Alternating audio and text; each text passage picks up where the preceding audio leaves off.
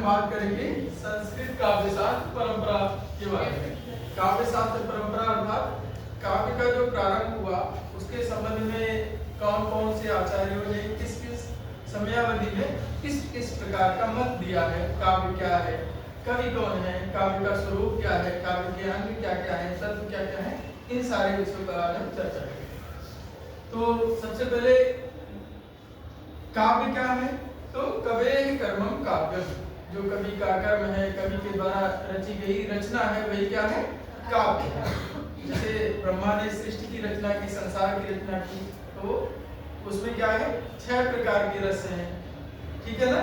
षड्रस ऐसा कहते हैं ना, तिक्त, कटु, मधुर, अम्ल, लवण, रसाय, ऐसे करके कहते हैं ना, 6 रस है। तो ये ब्रह्मा की सृष्टि है जो 6 रसों से युक्त है। जो कवि की सृष्टि है वो कैसी है? तो वो नव रस रुचिरा है, यानी उसमें 9 रस हैं। श्रृंगार है और फिर हास्य है, करुण है, इस तरह से 9 रसों वाली ये कवि की सृष्टि है, जिसकी आज हम सब चर्चा करेंगे। दूसरा एक वैशिष्ट्य और कह सकते हैं अंतर है, वो ये है कि ब्रह्मा की जो सृष्टि है वो नियमों के अधीन है। जो सृष्टि की व्यवस्था है, जो संसार के नियम है, वो नियमों के अधीन होकर के ही ब्रह्मा सृष्टि की रचना करता है। लेकिन जो कवि है वह प्रजापति से ऊपर है और वह जैसा उसको अच्छा लगता है उस प्रकार की सृष्टि कर देता है। ये कवि की सृष्टि की और कवि की प्रतिभा की विशेषता है, उसके ऊपर किसी प्रकार का बंधन नहीं है। अपारे काव्य संसारे कविरेव प्रजापति यथा अस्मै रोचते विश्वम तदेदं परिवर्तते। जिस प्रकार से उसको अच्छा लगता है वो रेगिस्तान में भी कमल खिला सकता है और भरे सरोवर को भी नीरस दिखा सकता है। ये कवि की विशेषता है, ठीक है? तो वो क्रांतदर्शी है। क्रांतदर्शी अर्थात क्या है? वो सीमाओं के पार देख रखता है। वह भूत, भविष्य और वर्तमान सभी घटनाओं का मूल्यांकन करने की और उनका विश्लेषण करने के, उनको संप्रेषणीय बनाने की क्षमता रखता है, ठीक है ना? जो सामान्य सी बात है उसे भी जो असामान्य बना दे वही क्या है? कवि, ठीक है? अब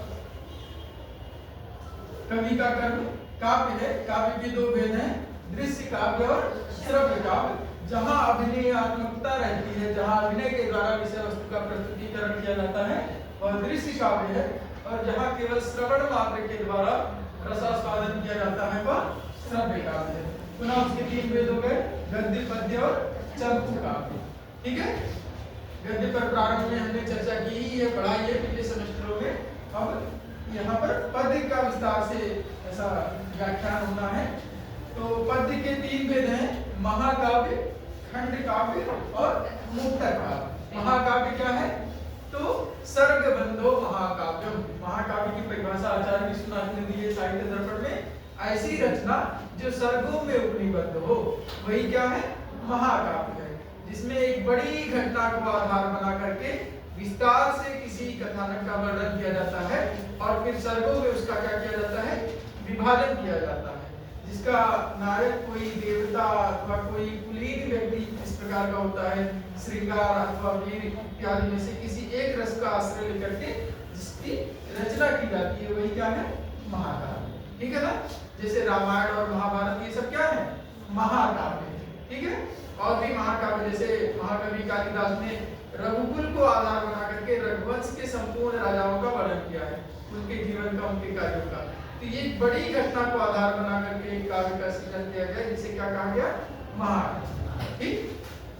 इसी प्रकार से किसी एक छोटी घटना को अर्थात अथवा किसी एक बड़े विषय के किसी एक भाग को आधार बना करके जब किसी काव्य की रचना की जाती है, सृजन किया जाता है, तो क्या कहलाता है? खंड काव्य। खंड यानी पार्ट या टुकड़ा, ठीक है? जैसे महाकवि कालिदास ने एक दूसरी रचना की है मेघदूतम नाम की, जो कि एक छोटी सी घटना पर आधारित है। वो छोटी घटना भी हो सकती है अथवा किसी बड़ी घटना की एक छोटी इकाई, ठीक है ना? तो महाकवि कालिदास ने मेघदूत नामक एक ऐसा छोटा सा काव्य लिखा है, एक छोटी सी घटना पर आधारित काव्य, जिसे खंड काव्य कहा जाता है। उसमें क्या है? एक यक्ष है जो कि शिव की पूजा में प्रमाद करता है और इसलिए कुबेर उसे श्राप दे देते हैं कि तुमने शिव की पूजा में प्रमाद किया है, इसलिए तुम रामगिरी के पर्वत पर अपने जीवन के 1 वर्ष व्यतीत करके तप करोगे। और फिर वो अपनी पत्नी से दूर कहीं पर, अलकापुरी में उसकी पत्नी है और ये यक्ष रामगिरी पर्वत पर निवास कर रहा है।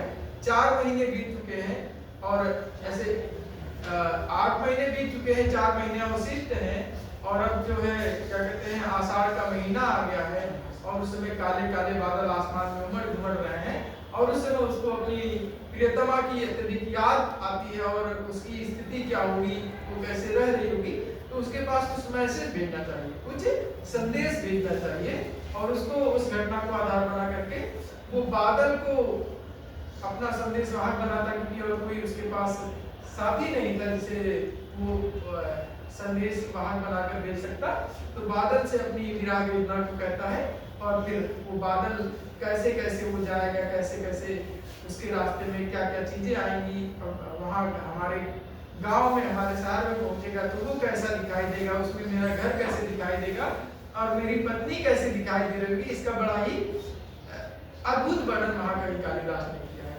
इसी को आधार बना के हिंदी साहित्य के किसी आचार्य ने एक रचना भी की है कि कालिदास सच बतलाना, रामगिरी के पर्वत पर रोया यक्ष या तुम रोए थे। कालिदास मतलब उनको ये लगता है कि ये कालिदास के अपने जीवन की घटना है जिसको कालिदास ने यक्ष को आधार बना के वर्णित किया। ठीक है, चलो ये हो गया।